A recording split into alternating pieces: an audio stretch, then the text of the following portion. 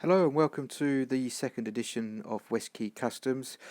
Today we're going to be tackling a restoration 2.0, a bit of an improved restoration on this Ford Cortina Mark 1, which was produced by Dinky Toys of England. As you can see here, here's the model itself. Dinky Toys, Meccano Limited, made in England. This model came with the steering on the front, slightly larger than your 164 scale, probably about 152, 153 scale.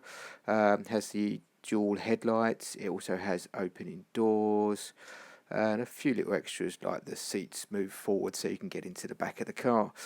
Casting itself, it's quite good detail on the casting. Not too keen on the colour. Gold with red interior and a white roof. Bit of suspension there. I'd love to see it with that kind of stance at the end. Going to be doing this one as over in the UK we call it a boy racer car, which is a bit like the Americans call a hot rod, where we sort of improve and modify standard cars to everybody's individual taste.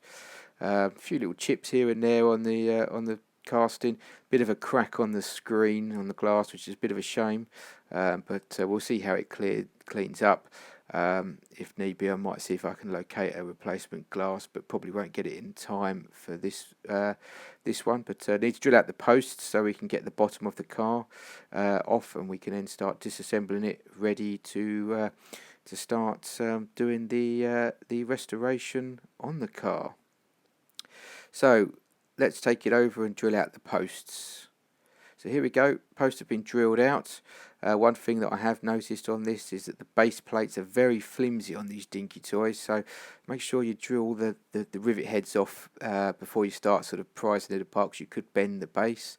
You can see the suspension here, a bit grubby as well, a bit of rust. One of the suspension little bars has been bent up, so we'll sort that out a bit later on. Obviously we'll be changing the wheels out anyway on this one. Here's the inside, a little bit grubby. It's also been played with in muddy puddles and bits and pieces. Just pop the interior out. Interior obviously quite grubby, actually quite well detailed in actual fact, and it makes a change. It's quite a solid interior as well, not one of these flimsy sort of transparency looking sort of plastic ones that you get. This one's quite well built. Let's see if we can pop the glass out here without breaking it. It looks like the glass is actually held in with the dashboard. So looking at it, in order to get the dashboard out, I just need to release the spring clip that hold the doors in place. That just pings out, and then the doors just literally fall out. And then we should hopefully be able to get the dashboard out to release the glass. Just need to lever it from underneath. Obviously be careful not to stab your finger or break the dashboard itself. Just need to find a little bit of a gap, and then you can hook it up, and it should, there we go, it should spring out. So there's the dashboard. Actually, again, quite a lot of detail on the dashboard, which is good to see. So we'll give that bit of a clean up and maybe a bit of a paint later on.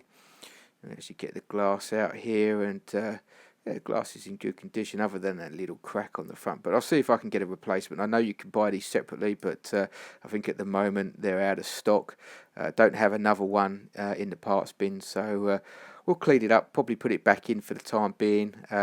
And then if I can source another one, I can then obviously fit it at a later date. There's the posts, as you can see, drilled out. Just need to clean these up a bit, drill the holes out ready for the new screws when we attach it all back together.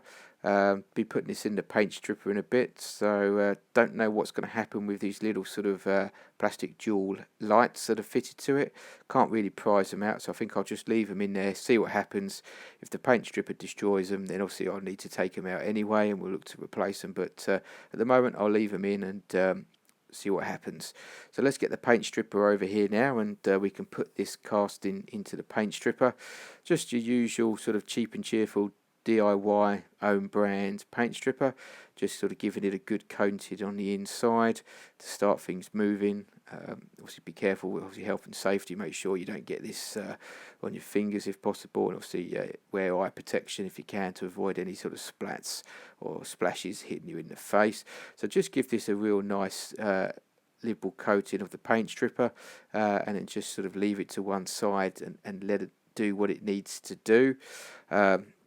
Obviously what I'll need to do as well is to put the doors in in the paint stripper as well.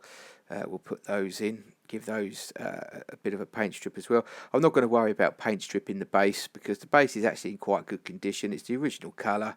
Not going to be messing around with it too much where I'm going to be grinding bits off or anything like that, so it would need painting. So I'll probably just leave the base plate as it is. I'm certainly not going to paint strip it at this stage. We'll wait and see what happens if I do need to do it at a later date. But just making sure all the components have got a nice liberal coating of the paint stripper on. And then what I do now is I just literally cover the tub with a bit of tin foil, leave it for a few hours to one side, let it bubble away, do its stuff, and hopefully it'll strip out quite nicely. So moving on, here's the interior. As I said before, it's quite nicely detailed, and it's quite a nice thick plastic as well. Just needs a bit of a clean, so I'll start by cleaning those in a bit of soapy water. Here's the dashboard, as I said before, separate piece from the interior. Again, quite well made, quite a bit of detail on this, so we'll give that a clean up. Here's the base again, as you can see, it's not overall in bad condition. So here we go. So here's the actual casting itself after it's been paint stripped. Removed all the paint and just given it a bit of rub over with some wire wool. The little dual headlights, I don't know if you can see if it focuses in, they've seemed to survived okay, not been affected at all by the paint stripper, which is good. So we'll keep those in place and mask them up the paintwork. There's a few sort of casting lines, a few casting grooves that are going to need to be cleaned up. I think if we're going to spend the time on this one, we'll clean them up and make them look a bit better. There's also a bit of a casting blob there on the front wing, so we will grind that down and certainly make that look a bit better before we put the paint on it. But other than that, the castings come out quite good. The doors themselves, they've come out, paint strips come out quite well on those as well. Again, just giving those a wipe over with a bit of wire wool at this stage. A few little bits of paint residue to remove. I'll do that with the Dremel tool and the wire brush a bit later on. But again, some detail there on the inside of the doors, which is nice to see. Did notice on this casting, it's a bit of a dent on the bonnet and a bit of a dent on the sides of the bonnet. Don't know whether this is just your normal kind of casting defect or whether it's been hit with something in its life. But I'll give those a bit of filler on those and make that look a bit better, because last thing you want is a dent on a nice shiny paintwork. Here's the interior. Gave it a bit of a clean up. I've also started to do a few modifications to it. As you can see, I've added a little gear selector. Just need to put the gear knob on it. And also built a little half roll cage for the back out of some styrene rod. Just bent that up and glued it in place. Here's a bit of styrene there. That's what it started off at. Quite easy to do. You just literally bend it into the shape you want, and then using the plastic weld that they recommend for doing the styrene gluing together, just sort of glue the other bars in, and then I drilled a couple of holes in the interior to poke the roll cage through, just to help keep it secure. I just need to trim off the excess, but I'll leave them on at the moment because they'll be useful to sort of hold on to when I'm painting it up. Yeah, just going back to the actual die cast, the casting itself.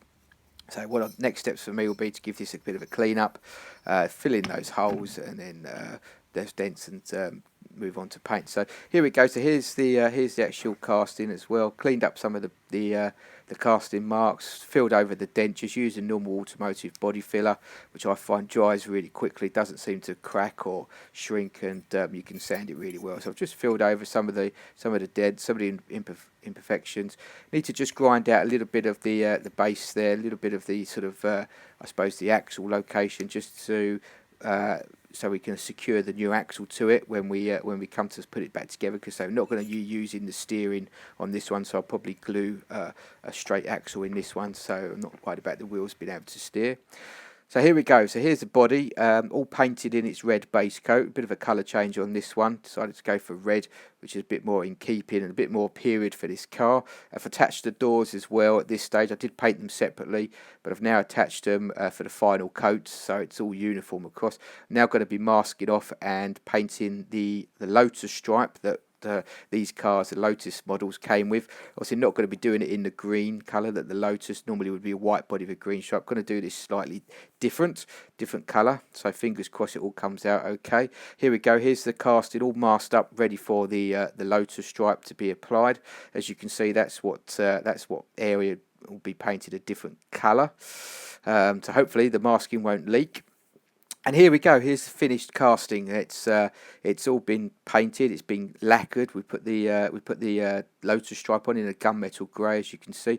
Also painted, if you can see inside, painted the headline in an off-white colour. attached an axle beam there, grinded that out and glued in an axle beam there to keep the front wheels in place. Added a few details to the casting as well. Here's the base. I've actually added an axle tube to the rear as well, because the new wheels that I've got, these ones here, which are mini light wheels, which are in keeping and period with the type of car. I've also stuck a little washer behind to give the effect that it's got disc brakes all round. The axles that I use are slightly smaller, so I've added the axle bar. Here's the glass, cleaned up. So it's still got the crack on it, but overall it's come out quite nice. Interior, given that a coat of satin black paint and painted the roll cage contrasting graphite grey to match the stripe. Added a few little details like the handbrake and the gear knob. Dashboard, given that a bit of a coat of paint to match. Also added the chrome trim which these cars had running along the dash. Here's the doors, taking them off again after I painted the stripe to paint the inside satin black to match the interior. Also added a few little details there.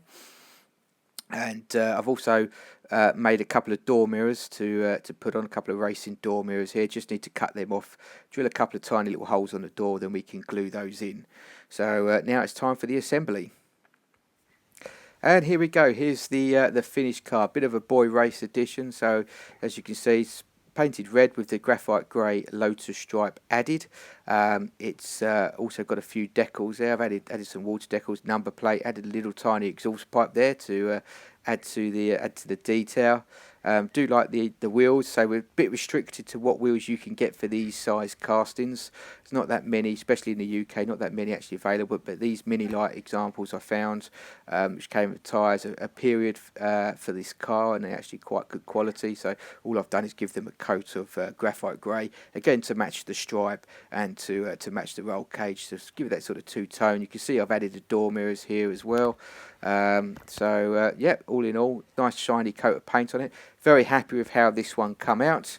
So we'll be trying to do a few more in the future. Also going to try and start to do a few more smaller, the Hot Wheels Matchbox 1/64 scale as well. But overall, hope you all enjoy this this second edition of the West Key Customs diecast restoration on the Mark 1 Cortina, the Boy Race edition, Boy Race episode. So thanks for watching, and leave any comments, and hopefully be back on here again soon with the next one. Thanks a lot. See you later. Bye.